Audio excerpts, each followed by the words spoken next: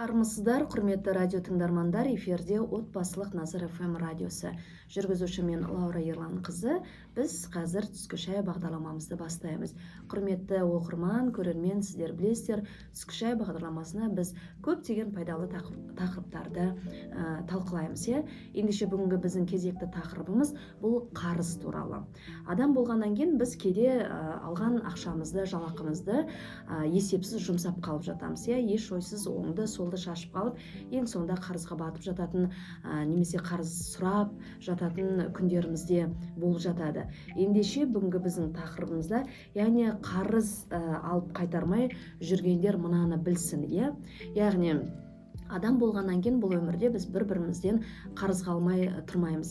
Мысалы, осындай жағдайда қысылып тұр едім, маған қарызға ақша бере тұрасың ба, осындай сомада деген сияқты қылып, сөйтіп қарызға алып жатамыз. Уақытысымен қарызды қайтарып жататын адамдар да баршылық, олар өздерінің бойындағы жауапкершіліктерін өте қатты сезінеді. Тіпті қарызын мысалы 10 күннен кейін қайтарып берем деп, 10 күннің ішінде қайтарып бере алмай қалған жағдайда, ол адам міндетті түрде қарыз берушінің өзіне хабарласып, осыдан 10 күн бұрын сенен бір қарызға алып едім, 10 күннің ішінде қайтарып берем деп, жағдай осындай болып тұр еді. Жалақымыз кішкене кешіңкіреп тұр. Немесе бір адамға мен бұрын қарыз беріп едім, ол адамды бере алмай жатыр. Бірақ әрине бұл жердегі мәселе сенің жұмысың емес, қайтсем де 10 күннің ішінде қайтарып беруім керек еді, айтылған мерзімде. Бірақ жағдай осындай болып тұр еді деп, адам сияқты сол адамды жаңадай былайша айтқанда соны біліп жүрсін деген мақсатпенен айтып қояды. Сөйтіп біраз күн өткеннен кейін қарызды жаңадай қайтарып беріп жатады. Саған үлкен рахмет, осындай тығырықтан шығардың деген сияқты. Тіпті кейбір қарыз алушылар, мысалы уақытысымен қайтарып бермеген, уақытысымен қайтара алмай, бірақ жағдайды түсіндіріп, 10 күннен аса қайтарып беріп, соның үстінен сыйлығын да беріп жататындар бар. Мынау рахметім саған, осындай тығырықтан шығардың, түсінгеніңе рахмет деп. Кейде сондай болады, жаңағыдай, ой, несіне әуре болдың, сол қарызың өзің қайтара бермедің бе деген сияқты. Сондай кезде ол адамның сол өзінің өміріне соншалықты жауапкершілікпен қарағанына, сондай қарыз берген адамның, сол тығырықтан шығарған адамға сондай бір құрметпен қарағанына сен кәдімгідей риза боласың. Міне келесіде сен ол адамға білесің, ол адам өте жауапкершілікке мықты адам, қарызын уақытысымен қайтара алмаса да, бірақ соны айтып, айып етпеші, осындай жағдай болып тұр еді деп, сол тығырықтан шығарып, яғни сол адамға жауапкершілікпен қарап жатады. Міне осындай қасиет ол көбінің бойында, көп жағдайда адамдардың бойында бола бермейді. Бұл ең бастысы адам өзінің қандай істе болмасын өміріне жауапкершілікпен қарайтын қасиеті бар, яғни жақсылыққа, жақсы қасиеттерге жақын адам деп қарауға болады. Ендігі мәселеде, мысалы, қарыз алуды біз біреудің аманаты деп білуіміз керекпіз. Айтып жатады ғой, қазақтарда, аманатқа қиянат жасама деп, яғни мысалы біреу саған, мысалы, ата-анасы бұл өмірден ерте осып кетті, енді осы балаларды саған аманат қып тапсырам деп, сол аманаттап алған балаларды мысалы басқа отбасы немесе туысы қиянат жасауға болмайды. Жауапкершілікті алдың ба, қиын болса да соған аманатқа қиянат жасамай, жауапкершілікті толығымен алу керек. Сол сияқты қарыз беруші де, сол қарыз беруші саған сол қарыз ақшаны аманат қып берді. Сол аманатқа қиянат жасамай, барынша жауапкершілікпен қайтару керек. Мен осы сөзді қанша рет болса да айтудан жалықпаймын. Ең бастысы, қарыз алған адамның жаңағы оған деген сенімін сіздер ақтай білулеріңіз керексіздер. Сенімге кірулеріңіз керексіздер.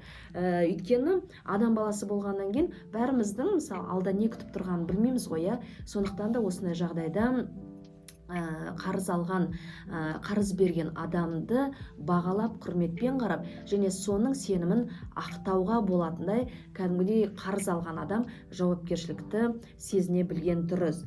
Осы тұста айтатын қарыз қайтара алмай жүрген адамдар болады. Бұл адамдар мысалы үнемі жаңағыдай ертең берем, анау болды, мынау болды. Яғни сол өзінің сылтауы бітпейді, және ол сол қарыз алған, қарыз берген адамның жағдайына 100% енбей, соған жауапсыздықпен қарайды, немқұрайлы қарайды. Ол өзінің өмірін, өзінің уақытын, яғни өзінің жұмыстарын бірінші орынға қояды, ал ана жерде шырылдап жүрген, қарыз сұрап жүрген адамның жағдайына кірмей жатады. Міне, сондай кезде ертең болды, кеше ұмытып кеттім, шаршап қалдым, анау болды, мынау болды, немесе сіз қайта беріңіз, мен сіздің каспиіңізге лақтыра саламын, анау болды, мынау қазір мен баруға ерініп тұрмын, уақытым жоқ, яғни сіз айттыңыз ба, сол адамды сұратқызбай-ақ сол қарызды бергеніңіз жөн. Өйткені кейде адамдар өмірі бір келесте қарыз сұрамайтындай жағдайда болады. Бірақ адам қарызға алды ма, сол қарызын уақытысымен бермеді ма, қақсатып сарнатып әйтеуір сол қарыз ақшасын берді. Бірақ бірнеше күн өткеннен кейін, немесе бір ай өтсін, әйтеуір сол адамның басына қайтадан іс түспейді емес, түседі. Сондай кезде ол қайтадан сол адамнан маған қарызға ақша бере тұрасың ба деді. Ал саналы адам, ол ешқашанда қарызға ақша бермейді. Жоқ, мен қарызға бере алмаймын, ол ақшаның өзінде есебі бар, жұмсайтын нәрселер, дүниелер көп дейді де, ол адамды жылы ғана шығарып салады. Яғни бұл жерде ол адам білді. Бір емес, екі емес, 5-6 рет сұратып жатып барып қарызын алды. Кейде ұрыс-керіскеден өкінішке орай аяқталып жатады. Бет көрсетпейтіндей жағдайға айналып жатады. Сонда бұл жерде қарап отырсаңыз, өте бір ыңғайсыздық жағдай. Қарыз берген адамда да, қарыз алушы адамда да. Бірақ ең бастысы ыңғайсыздық жағдай, және сол адам туралы ой қалыптасатын бұл қарыз алушы адам уақытысымен қайтара алмағандықтан, ол адамға біз өз өміріне жауапсыздықпен қарайтын, өзімшілдік қасиетті басым, және де қалай болса қарайды, яғни құрметпен қарамайды, сабырлықпен қарамайды.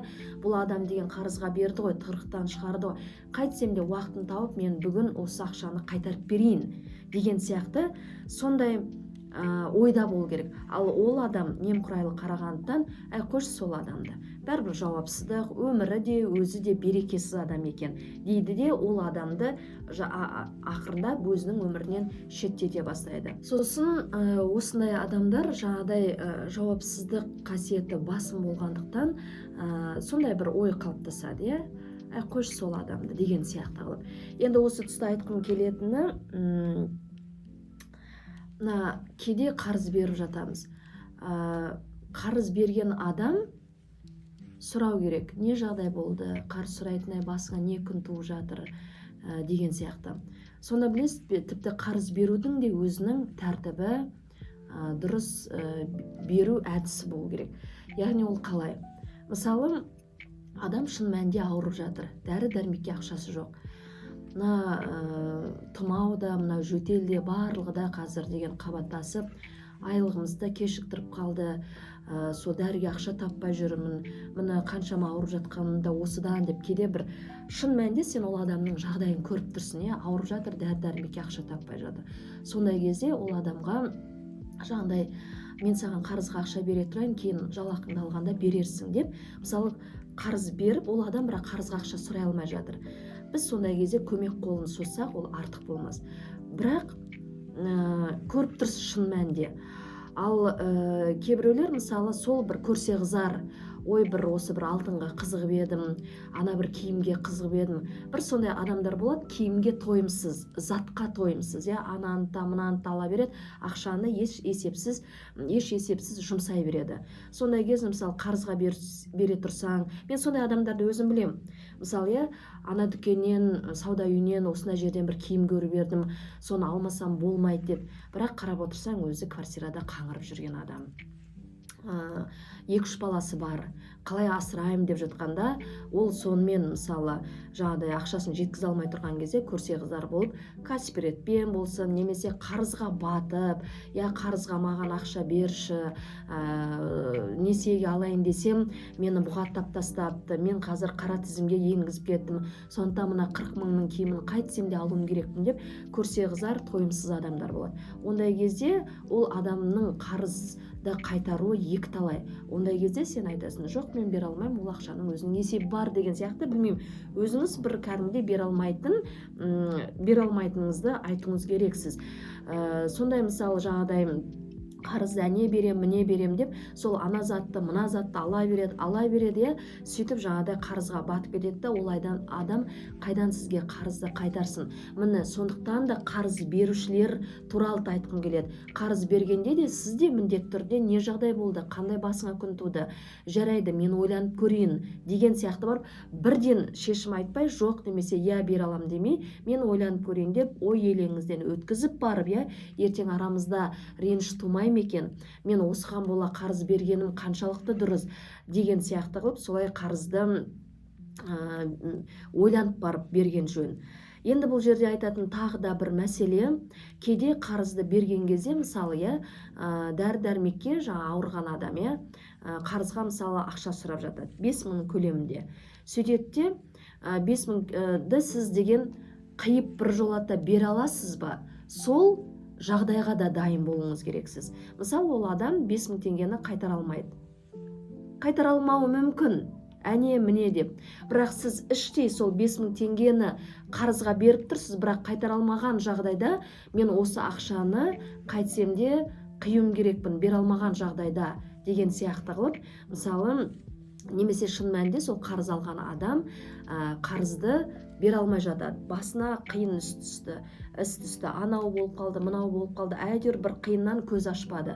Бірақ сондай сәтте біз кейде менің сол ақшамды бересің бе деп сұраудан да ыңғайсызданып жататын кезіміз болады. Сондай кезде сіз сол ақшаны беруге бір жолата қиюға дайынсыз ба? Сондай болған жағдайда міне қарыз бергенде сондай ретпен беруде өте соған мән беру керек. Кейде адамның басынан қиын іс түсіп жатады. Мысалы, біреуден қарыз алады, сол сәтте ата-анасы жаңағыдай басына қиын іс түсіп қалады, немесе отбасына бір трагедиялық жағдай болады, немесе тағы сол сияқты, иә, қиыннан көз ашпай қалады, немесе баласы, қызы, әйтеуір біреуі ауруханаға түсіп қалды. Сондай кезде мен қарызымды қайтарып берші деп айтудан да кейде жаңағыдай ұялып жатамыз, иә, бата алмай жатамыз. Ол адам шын мәнінде қарызды қайтарып бергісі келеді, бірақ ондай мүмкіндік жоқ. Өйткені қиындықтың үстінен қиындық туып жатыр. Сондай кезде сабырлықпен, шыдамдылықпен ол адам үшін дұға тілеп, иә, жаңағыдай Құдайдың жарылқауын, батасын сұрап, және де сол адамды шын мәнінде сол адамның басынан, қарыз алған адамның басында қиындық шын мәнінде туып тұрса, және сол қиындықты сіз көріп тұрсаңыз шын мәнінде, онда сіз кәдімгідей Құдайдан дұға сұрап, және де сол адамды мен қаражатпен жарылқаймын деп егер дайын болсаңыз, және көмек үшін тигізіп, жаңағыдай мен сол адамды жарылқағым келеді, және осы қасиетті, осы нәрсені маған берші, даналықты деп Құдайдан сұрасаңыз, Құдай өзі сіздің жүрегіңізге сөйлеп тұрады, айтып тұрады. Шын мәнінде жарылқау керек пе, жоқ па деген сияқты. Ендеше біз бағдарламамызды, бүгінгі тақырыбымызды қорытындылай келе айтатын нәрсе, қарыз ол адам күні адаммен болғандықтан біз қарыз алмай тұрмаймыз, иә, жаңа эфир барысында айтып кеттік, иә, адам болғаннан кейін. Бірақ ең бастысы сіз сол адам, қарыз берген адамның үмітін де сенімін де ақтай алатындай, ең бастысы сізде қарыз алушының жаңағыдай жауапкершілігі болу керек. Өйткені бұл Құдай алдында да, заң алдында да жауапқа тартылатын мәселе екенін ұмытпаңыздар, иә. Егер қарыз алып тұрып, бірақ ақшаңыз бар, бірақ беруге қимайсыз, иә, ол адам әйтеуір кейде адамды бір менсінбей де жататын кездер болады, иә. Жаңағыдай, ол адамға берем, қойшы деп ол адамның жуастығын, ол адамның ұяң мінездігін, сондай жуастығын пайдаланып, қарыз бермей басынып та жататын адамдар жетерлік. Бірақ есіңізде болсын, мен мына нәрсені айтқым келеді, иә. Адам осы нәрсені есте сақтап алса екен. Сіз ол адамның жуастығын пайдаланып қарыз бермей кеттіңіз, алдап кеттіңіз, үстінен алдап, мысалы, сауда үйіне барып, жаңағыдай техникалық бір заттарды несиеге отырғызып кеттіңіз, иә, сен менің атымнан несие ала бер, мен сенің атыңнан несие ала берейін, бірақ оны несиені мен төлеймін деп сіз алдап кетіп отырсыз, иә.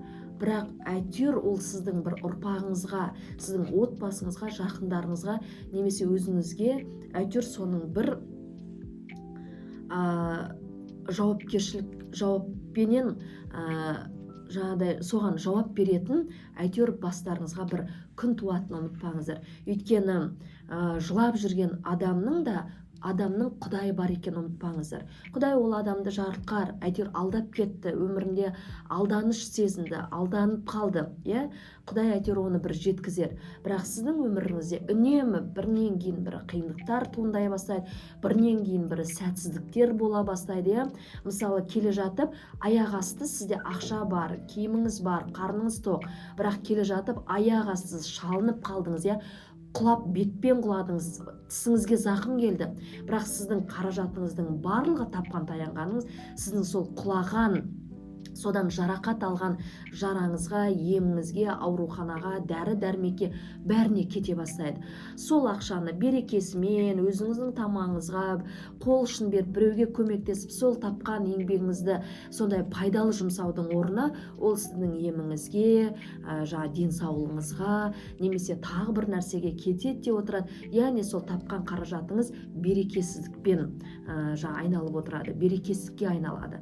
Осы нәрсені ұмытпаған жөн. Ендеше қарыз алдыңыз ба, сол мойныңызда жауапкершілікті сезінуді ұмытпаңыз. Эфиріміз осымен аяқталды. Келесі кездескенше сау, саламатта болыңыздар.